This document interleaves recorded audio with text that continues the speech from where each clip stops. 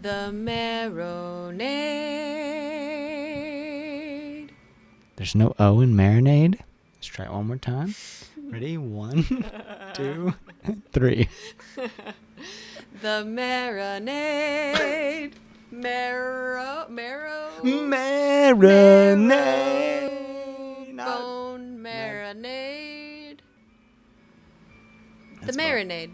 The Marinade. With Jason Earle.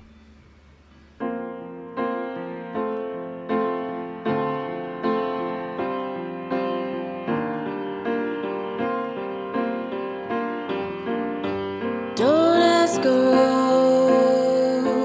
what it is. Don't ask the road how long it goes. How many miles are we from home? Welcome to The Marinade with Jason Earle, a free-flowing conversation about the creative process with creative people. This is a bonus episode, and our guest is Doe Paoro.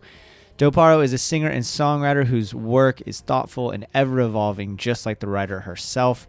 She has a new single out called Universe Promises, which you are hearing during this episode. You can also find that along with all of her wonderful records at doepaoro.com. That's DOEPAORO.com. Check out Soft Power, her record Soft Power, and the entire catalog. Just wonderful songs, wonderful writing, and music that makes you feel something in the best way, especially right now. A truly positive message with that recent stuff and a lot to dive into in her catalog in general.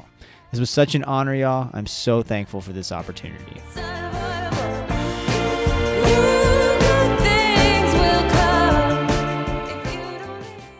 Thank you so much for listening to this bonus episode. Things are just so crazy right now, and you have so many options in terms of what kind of content you can consume. And I'm really grateful that you spent some time with us. You can find more conversations like this wherever you consume podcasts and at marinadepodcast.com. You can also find us on Twitter, Instagram, and Facebook by searching Marinade Podcast.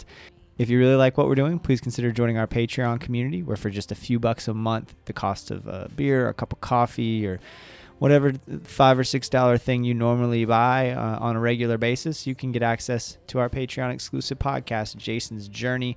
We also do a lot of really cool stuff with our Patreon community. We connect on a deeper level. We just had our first ever Patreon happy hour, which was so much fun. Got to connect with the marinators out there and just talk about the show and talk about what's going on with them creatively. And of course, we talked about politics. It's kind of hard not to at this point in the world.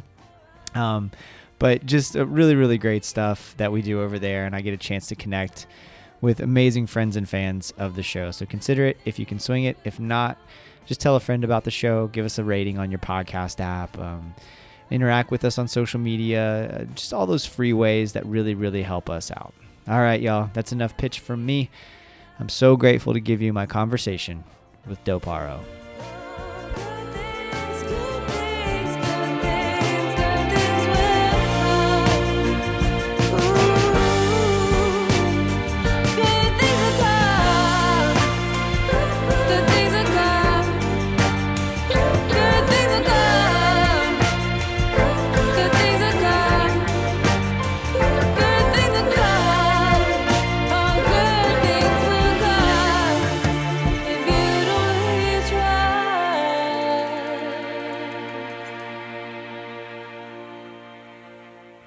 Hi, how you doing? Hey, good. How are you? I'm so sorry I missed your call. My phone totally didn't ring. That's okay. It happens. My phone doesn't, for whatever, and people don't believe me. It doesn't ring. And I swear it doesn't, and I'm not avoiding anybody. And if you're listening to this in the future and you're a friend and you call me, I promise my phone really doesn't work.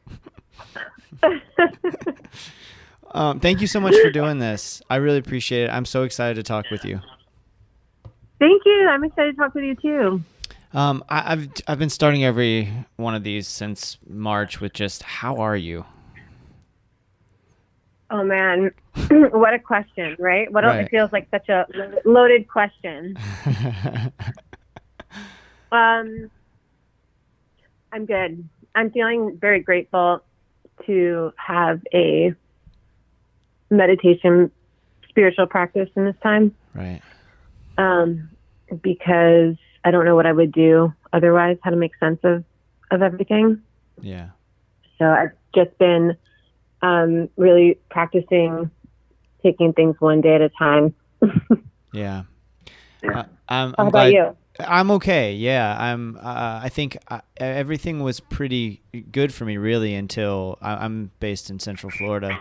And so everything was pretty good for me until the state opened back up. And then I've been pretty anxious, just each day. You know, I'm fortunate in that I can work remotely. I barely leave my house. And really, most of the first leg of quarantine was really fruitful for me creatively, and I felt like I was able to quiet my mind and settle down and do the work every day. But I have not felt that at all since Florida opened back up and the cases started to rise. And so honestly, yeah, I'm a little anxious right now. But you know, the meditation thing is kind of where I wanted to start, so that's perfect that you brought it up. Oh, cool. Yeah, because I think I want to talk about like how it's obviously a huge part of your life, and yoga is a huge part of your life, and so I'm curious how that informs or impacts your creative process at all. Having meditation and yoga as a regular practice, what impact that has on you creatively?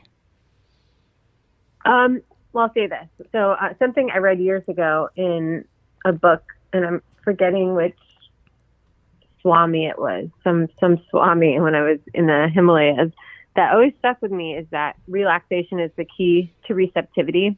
And I feel like at my best as an artist, it's when I'm listening and not in the matrix. Like, it would be a total lie to say all my ideas come from me. It's like they come from just hearing and being moved by the world. So if you are, or if I am in this place where I'm running around and busying myself with tasks, I can't be the receptor needed to create. I can't have that openness. So I find that yoga and meditation are both practices that help me get still and listen and like open. Certainly the more flexible you are in the body, that correlates to your mind. So I can really see that when I don't practice for a while, I notice my own rigidity, which is, not great for creativity. No. So yeah, they're both really helpful, both in staying flexible and staying in the practice of listening. Where does can you talk kind of like on a practical level? Because meditation has become sort of a theme on the show recently, and I'm sure it's cool. and I'm sure part of it is just me getting back into it and practicing, especially since what I just mentioned, that the fact that I was feeling pretty good, and then and then things changed, and I started to get super anxious and feeling kind of helpless too, because I feel like both Florida opened up and our modern kind of civil rights movement began to catch steam, and I felt helpless. I felt like I should be doing more. I should be out there. I should be helping, but I was scared, and just so much. But meditation is something that helps to get me back to detaching from outcomes, right?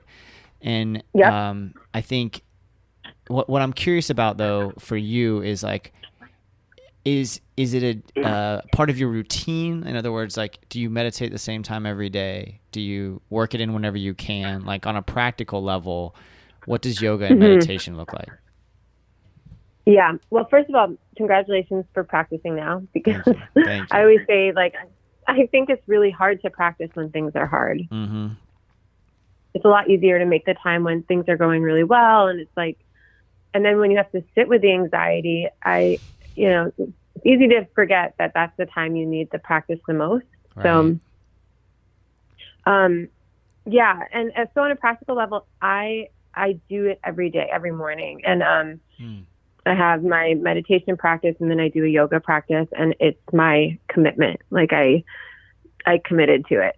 Right. And, you know, if I'm like on the road or something that's not feasible and I'm not a militant about it, to the point where like I can't go with the flow. But if I'm in my own space, and certainly in this time, it's been like a daily morning thing where I have the time. I have like an hour that I do both in.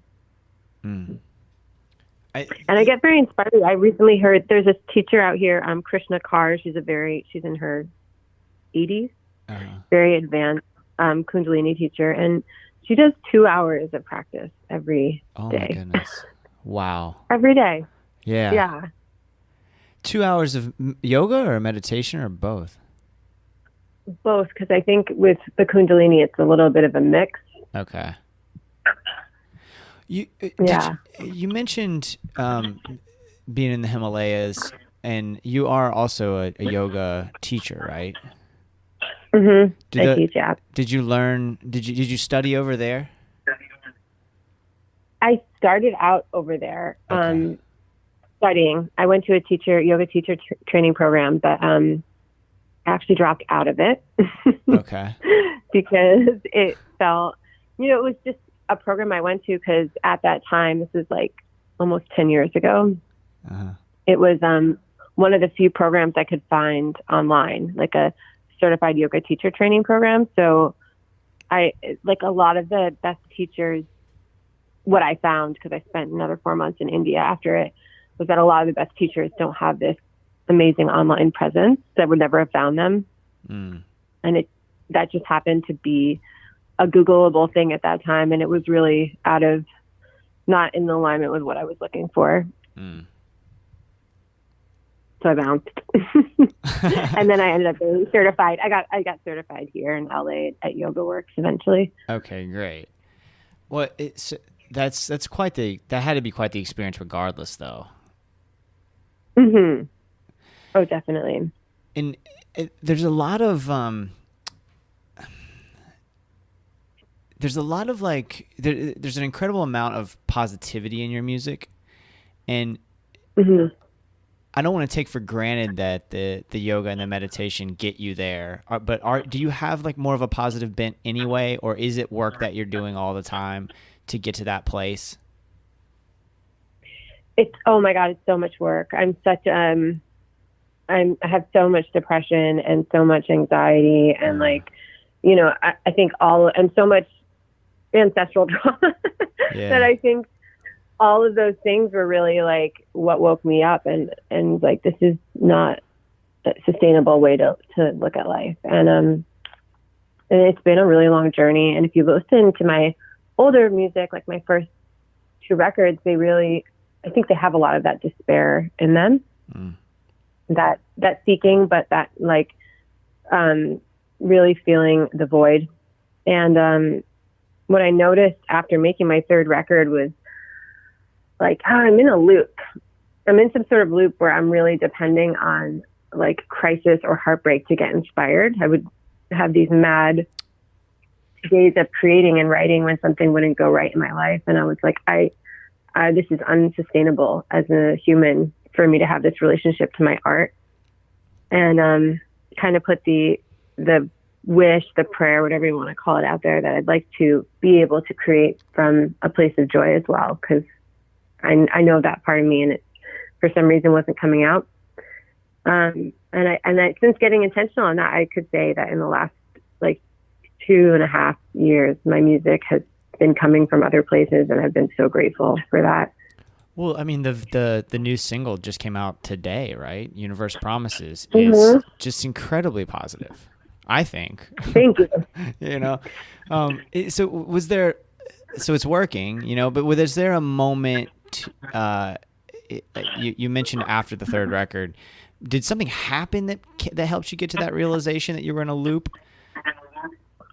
I think it was just the writing of the record itself and being like, oh, these themes are too familiar. Like, I don't want to be one of those artists who's writing about the same thing over and over and over again. There are some amazing artists who do that, but I find them really tragic. Isn't it on so easy to get caught stuck in yeah. that though? So easy. So easy. It works, right? Like we know that song works and we know how to get there because it comes from a real place, but it comes from a real place to the non-explored nature of all these other places that are in us. Yeah.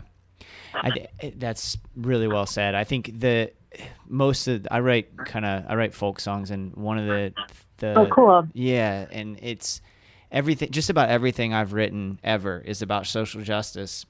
And lately I can't write about it. It's so interesting to me. It's like, but that's been kind of a, it's weird to say it this way, but that's been kind of a positive for my songwriting, at least, because it has forced me out of that bubble. I mean, my bubble was like tragic stories about young black men, basically. And Wow. that's what all my songs are about. And then just about all of them, damn it. And then finally I wrote one about my grandmother the other day, or not the other day. It's been a couple months now, but still it was something that came out of me in a flurry, and then I sat down later to try to write one that was in the vein that I'm used to, and it wasn't happening. So that's an interesting concept of like, once you get out of that loop, it's almost like I don't know if I don't want to get back, you know what I mean? Or if it's just so overwhelming right now in the moment that I can't get back into that loop. I'm not really sure, or if you think about that at all, like, because you've gotten out of it, does that mean you're not going to revisit those themes or those feelings again? Oh, I'm sure there will be lots of tests along the way, Yeah. I'm sure there will be lots, but the question is whether it benefits you or benefit, like if it is like putting out the vibration that you want to be putting out, vibration, it's very new agey, but for me, I was like, wow, these songs come very naturally. And also I want to align myself with something more positive. There's enough grief in this world, without adding to it. Right. So, who's to say, right? Life is so long. Like, I'm sure there'll be some point where we go back to these old loops, but hopefully we're moving away. Yeah. Well, you said something the other day on social media. I think it was on Twitter. I can't remember where I read it, but it kind of, I wanted to talk about it, and I think what we're talking about now lends itself to that discussion. And you said we have to rethink cancel culture because it's inhibiting the conversations that need to happen. Normalize apologizing. And I think that's such a beautiful sentiment. It's something I've been thinking about a lot lately, is the idea of like, people are going to mess up, and that's okay. We need to deal with the consequences of that, and we need to hopefully minimize the number of times people mess up in a way that hurts other people, but also just wholesale not accepting apologies is just not healthy. Yeah, it's gotten really bad. I mean, and I understand why it happened. I think this whole evolution of the cancel culture, there was something positive in it originally. Sure. The positive thing was holding people accountable for their privilege. Right.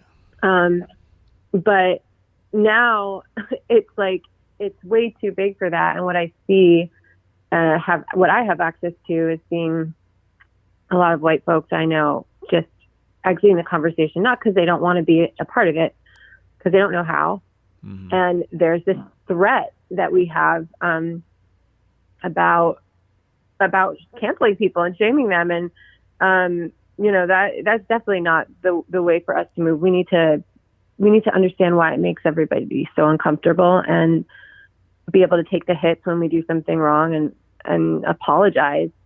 Right. Like, a good old fashioned apology. Right. And so often people are unwilling to even explore that they might be in the wrong for fear of that cancellation. Yeah, and that's the whole thing, is we're all so wrong right now. Like, right. The society is wrong, Yeah. Like, I am wrong. I'm wrong about a million things. Every day I'm learning I'm wrong about something I thought I was right on. So, it kind of puts the light on that perfectionist complex. Yeah. Which I think is also, honestly, I think perfectionism is haven't thought this through enough, but there's something to be said for perfectionism being a white supremacist ideal, you know? Oh, interesting. Can you? Yeah, I'm even thinking about like dance, right? Like the ballet versus some of black dance art is much more ancestral and community and expressive of that world, as opposed to the perfecting of the. I don't know. I don't know if enough about dance to talk about it intelligibly, but that's just like a first thing that comes to mind. Yeah, that is interesting. I wish I knew more, so we could kind of explore it more. But that is a really interesting thought.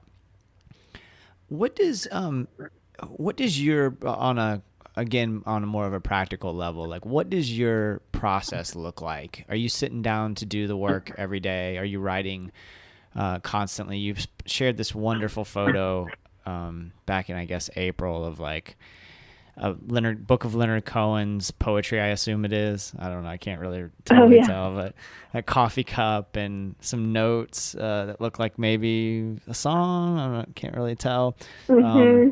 It's a really romantic photo. Is that what your process looks like? Are you sitting down to do the work every day? Are you doing it when the inspiration strikes? Yeah, unless more inspiration strikes. I wish I could write every day, but it's never been my thing. I do know when it's starting to strike though, because what happens is I'll have a conversation or something will pop out and I'll start writing. I just have like a long list of notes on my phone, bits and bobs, like lyrics, words, whatever. And once that starts, it'll come up more and more. And that's kind of going back to the original question about listening. Then I become aware that I'm listening, and usually that's my gateway to getting inspired. And the process is usually starting with like a few words or a concept that I feel really attached to. Uh-huh. If I'm not attached to the lyrics, I never really latch onto the song. So yeah, that's why somebody like Leonard Cohen is so important to me. Say that again.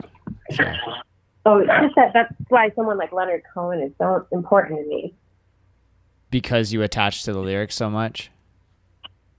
Yeah, because I mean he's an incredible lyricist, and that's kind of who I think I moved towards in general.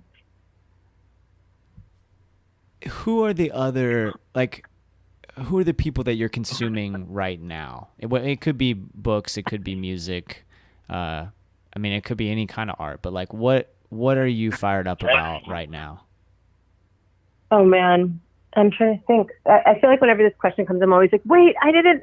Yeah. I didn't hell yeah. for it. Right. I know. I should have told you. You know what I know I should know at this point that that's a question, but I was really late on this. People have been telling me about this for years. The Rodriguez documentary. Oh, Searching for Sugar Man. Searching for Sugar Man. So I watched the documentary and I bought the vinyl and I've been listening to that. Yeah. And it's so beautiful. Yeah. Such an amazing story, but also just like what talent. Like some of those songs I can just cry to. Yeah. We have a copy. We listen to it all the time. It's so good. Yeah. What have I been listening to otherwise? I've been listening to a lot of like, honestly, mantra music to chill me out. Oh, cool. Yeah, the last conversation I had, Elliot Bronson, the songwriter, and I recorded last week, and he said he's been throwing on just like an ambient station and just kind of listening to that and not really trying to attach to anything in particular, just needing that space, just needing kind of like something that allows him to not have to necessarily overthink or be too involved in the lyrics. Because we were talking about how, I mean, somebody like Leonard Cohen is really difficult to just passively consume, you know? Yeah, no. He's not like good background music. Mm-hmm. Yeah, that's not your guy. No, exactly. Well, I've been listening to this old record by some Mary Margaret. think it came out in the 80s. Mary Margaret O'Hara. You heard of her? No. Really beautiful and strange. Another, like, I put her in my Rodriguez box of people. Like, I'm like, how did I never hear of them? Yeah. Yeah, Ali Akbar Khan. He's one of the people I've been listening to on my kind of mantra list. That's a frustrating thing that it shouldn't be frustrating to me. And maybe this goes back to the concept of detaching from outcomes, but it's always annoying to me when I just quote unquote discover somebody that has been around for a long time or that a lot of people know about. And because I'm in this world, I mean, I'm interviewing artists all the time. Like, I'm constantly consuming music, and then I'll hear about somebody who's been around since the 60s. You know, somebody will mention some artist that's like, you know, do you know so-and-so? And they've got 45 records and all the records are amazing. And it's like they've influenced everybody.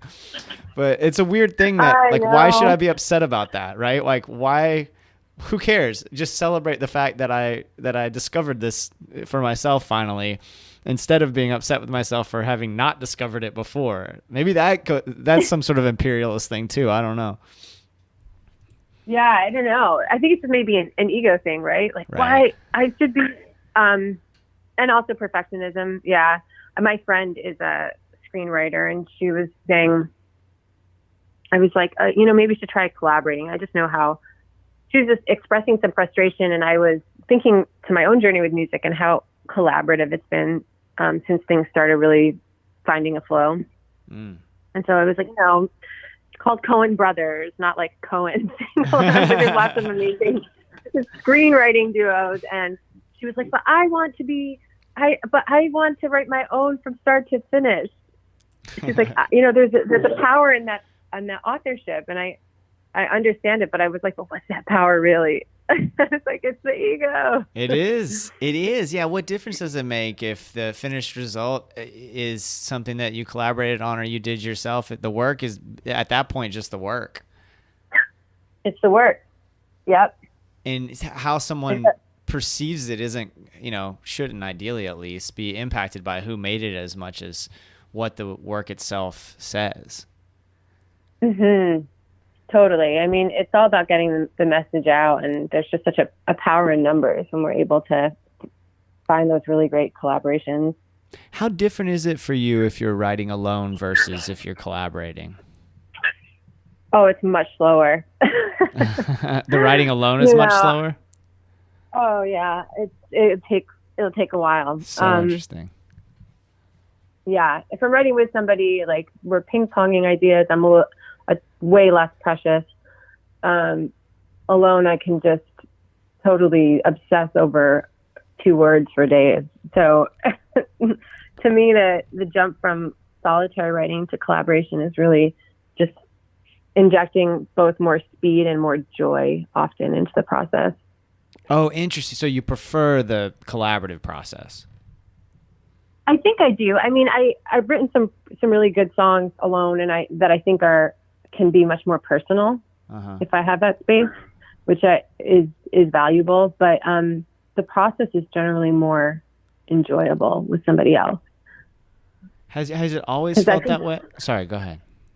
Oh, no. I just think there are these magic moments when you're writing with somebody else where you guys are both grabbing at something, and then all of a sudden it happens, whether it's a melody that you start singing or like the perfect words for the line, and sharing that is amazing. That's beautiful. That's such a great attitude about it. I think most songwriters that I know don't mind the co-write. They don't mind the collaborative process. But for I don't know. I'd have to go back and collect some real data on this. But my gut tells me from what I've experienced, most people feel more comfortable on their own. And I think that a lot of that does go back to ego and not wanting to let go of your idea, or to acknowledge that somebody else's idea is maybe better than yours, or that their take is maybe more honest than yours. And I have a hard time with it.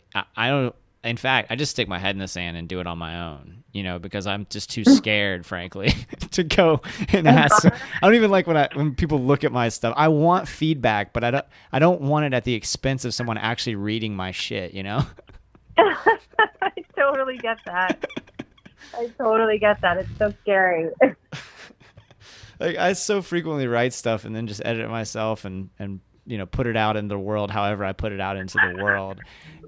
And what I really need is somebody to say, oh no, you lost me here, or you need to do this, or you need to do that, or what if you thought about it this way? But truth is, I'm just too scared to do it. I need to step up. Maybe you gotta find the safe team. Right. That's what I need to focus my intention on next time I'm sitting down to meditate or whatever. I think it's really great. Yeah, to get through that, and also to have like one or two people who you really trust. Mm-hmm. Like identify those people, because that's like, oh, it's such gold. So do you have those people I'm taking for granted? Yeah, for sure. I have, and I've been selective over them. It's like I've definitely in early days sent my music to the wrong people who don't. I guess don't know how to deliver, because it's delivery too, right? Like I have my own ego, and I want my work to get better, and that involves taking feedback. But there's also a way that people can give that feedback that doesn't make you want to throw out everything. Right. How you're like, okay, well, this is good. Yeah. Well, so what is that like? That might be very helpful for folks listening who are asked for feedback. Like what is the difference between the feedback that's helpful for you and the stuff that maybe isn't? Oh, I always think it's so great when people get specific. Like, oh, this melody's dragging. Like right around here, the mix isn't great. Like time stamps. Like these seconds are where you lost me. This clip of your voice doesn't sound great. I think you can do a stronger take. Here's a song reference where I think the sonicascape would really, influence from that would really shape the song. Just like, as opposed to, I don't know, this feels a little formulaic, or I don't like when you work with producers. Right. Things that people say. Yeah. Yeah, cool. Because it's so much of it is, especially with any art, but I might argue especially with music, it's just entirely subjective, and so it's so hard to give and receive feedback about things that are, transcendent. Like how do you really? It's sort of like writing about music, which I do a fair amount of, and constantly bang my head against the wall when I do it. Like, how do I describe this thing that makes me feel like nothing else can make me feel? How did you how do you find those people that you trust to give you the feedback? How do you know who it is that you need in your life in that way? I like to send it to friends who I know think a lot about music. That's the first one. Early days when I didn't necessarily have that community, I was just sending it to close friends, and I don't think that's necessarily the answer either, because it's great to hear like what somebody who's not a consumer of music thinks, because sometimes they'll have like they hear it more mainstream. They're not listening for those little details. So I think it is good to have at least one person there, but it's been trial and error. It's been over the years, like, who do I trust to be really honest with me? Who tells me when something isn't right? And who knows how to do it in a way that feels like empowering to me? Like I know what steps I need to take instead of just a little bit ego crushed. Right. That's, it's just tough, right? There's no easy way. I think just in general, there's no, at least I haven't experienced an easy way to figure out how you can trust, whether it be from a creative standpoint or whether it be from a personal standpoint. There is no formula to that. A lot of it has to be just a feeling or a sense, which is really incredibly hard to describe. I also think, though, this is an aspect of trust that maybe is not talked about enough. And I was meditating on this recently. It's just time. Like,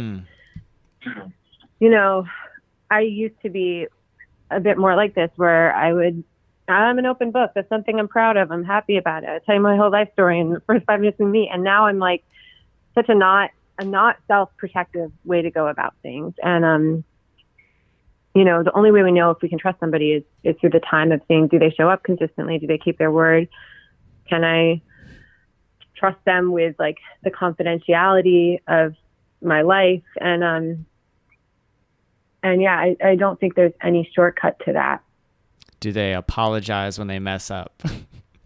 Do they apologize when they say the wrong thing? Right. Yeah.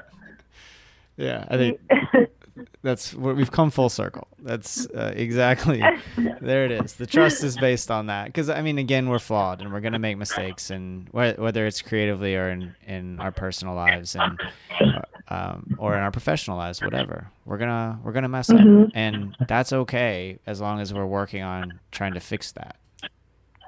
Right. Yeah, it's part of the process. Right, exactly. And creatively, that's so helpful. I mean, getting the not so great stuff out of the way, or taking a risk that maybe doesn't work, is just incredibly helpful to get to the good stuff. Yeah, definitely. I mean, I used to be like that more, where I was kind of that perfectionist impulse was showing up, where somebody would throw an idea out in the studio and I'd be like, I don't think so. And now I'm just more like, let's try everything, throw everything against the wall. Let's see what is there and what isn't. And the people I know who have gone on to become quite successful, I think, have that mentality of like, yeah, try anything. Right. That's awesome.